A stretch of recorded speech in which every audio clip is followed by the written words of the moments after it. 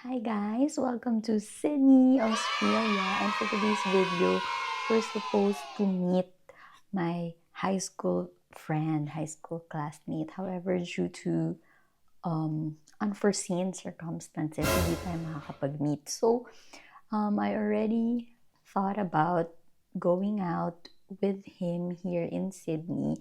But syempre, due to changes, we have to adjust. So, ano na lang gagawin ko? Wala na akong gagawin.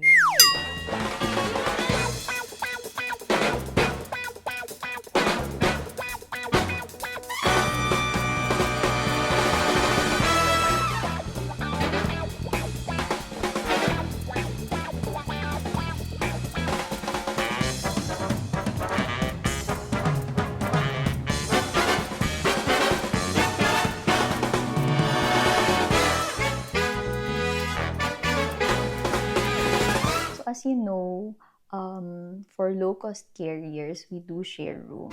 However, for today, actually, my roommate has a family here, so I will be staying alone. So I think this is like an opportunity for me to show you how it is. Because usually, if of course I have a roommate, I try to be silent.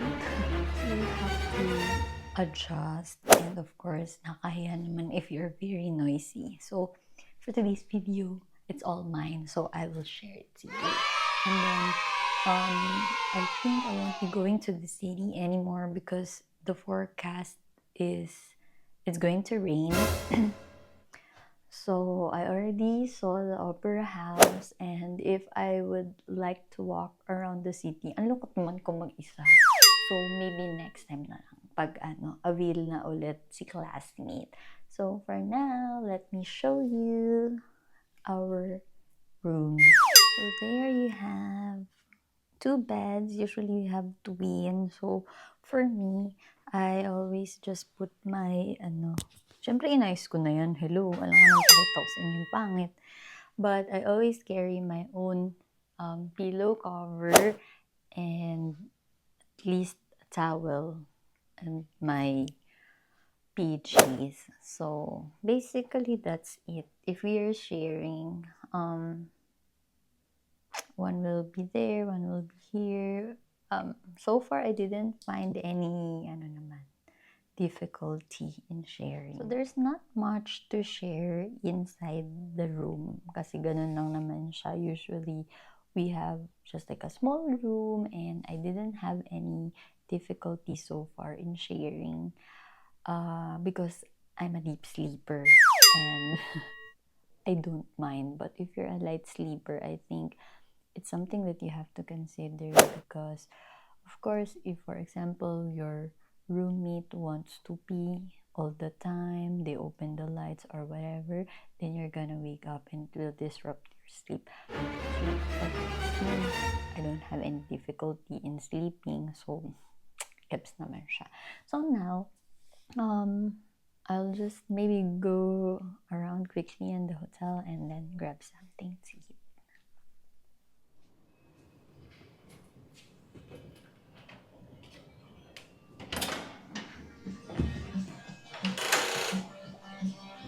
Okay.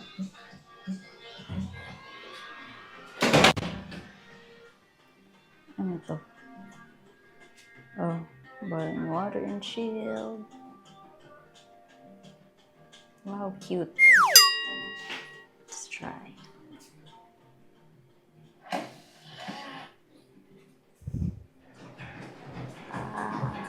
Nice. 24/7.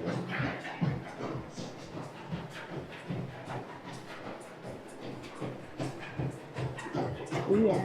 Hindi, joke lang.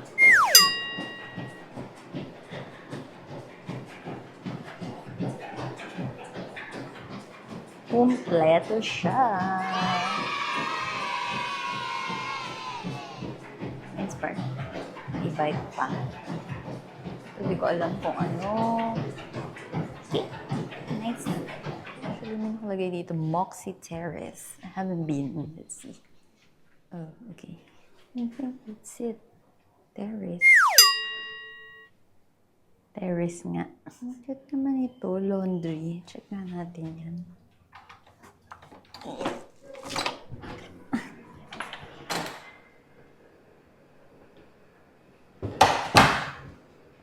Cute pink.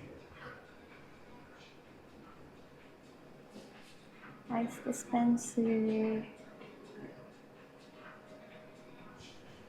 Okay. You can iron your clothes, that's it. The weather is on and off. Like, it can be sunny, then not sunny. Ay, hindi pa ako nabibigyan ng magandang araw dito sa Sydney. Anyway, I think it's time to eat. Let's eat na lang.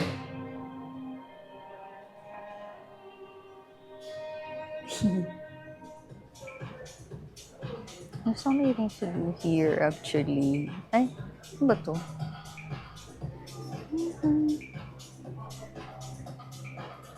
So cool. So you can just relax there. Then they have art room.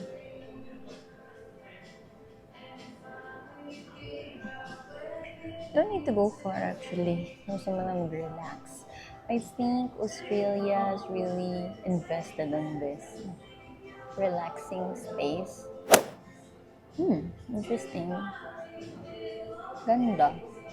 Wow. It's like really near the airport. Then they have Krispy Kreme, fried toast sliders, and chicken popcorn, gravy. Paano tayo? Relax. Char. Ano ba to? Ay, spoon pala. And this one is, ano ba to? Tissue? Let's try. Masarap ba yan?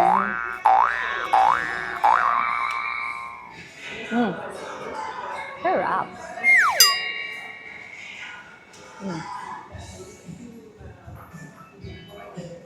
Hindi ko alam ito eh. Sliders. Original sliders. Ay, let's try.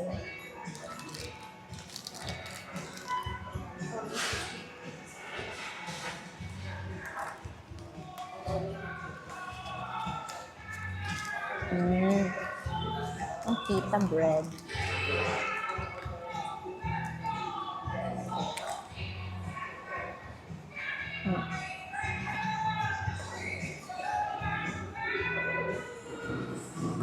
Sarap.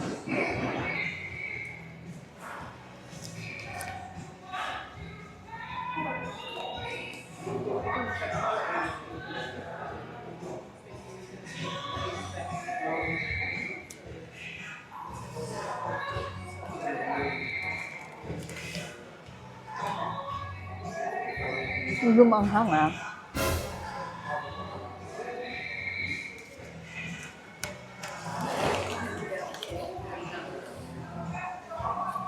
Masarap.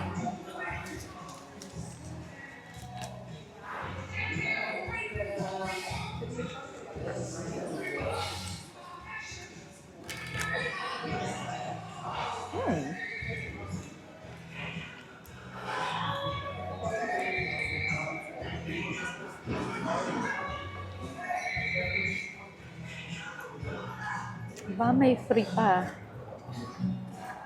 Nagka-free. Ayoko. Hindi talaga kami sa fries.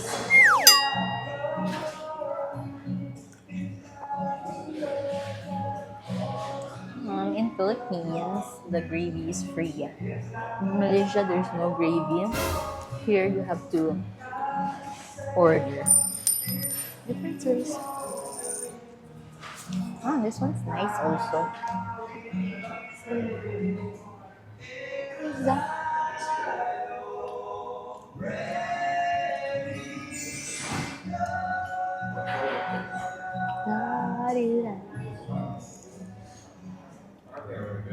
Ang chill dito.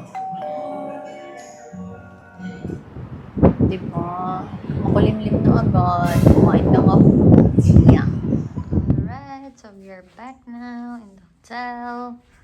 Yan. Meron tayong lock, double lock. Yun lang kapag sharing, then you have to open it. Time to relax now. So tomorrow is gonna be an early day because kailangan matulog before work again. Great selection, great prices. Just relaxing before sleep and watch Big Bang Theory.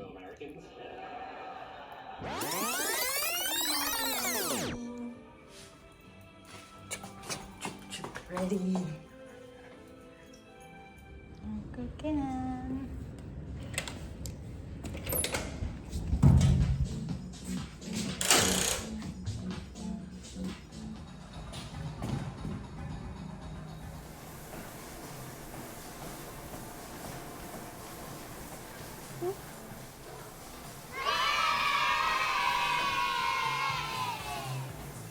Stress relaxing. Being stressed. 7. Relaxing makes you stressed, not working makes you stressed. Oh my god! Okay, come back. I think it was raining. Always. Ngayon lang ulit ako nakanood ng TV. Kasi yun na TV at home usually don't really watch. But yeah, it actually feels nice pala to have a big TV and watch. But then I waste my time because they were playing Friends. I think it was a good 1 hour with Friends. And then they played Big Bang Theory, which was my favorite. But then I was so sleepy, so pinatay ko na talaga siya. And then, okay, for now, I'm just going to eat, sleep, and go to work. So that's what we just usually do in layovers. You don't see me as much because if I'm sharing room and I'm noisy, right? It's so annoying. But since I'm alone today, I don't have my roomie. I hope she's enjoying her time with her family. So I get to show you how we do things here. So bye.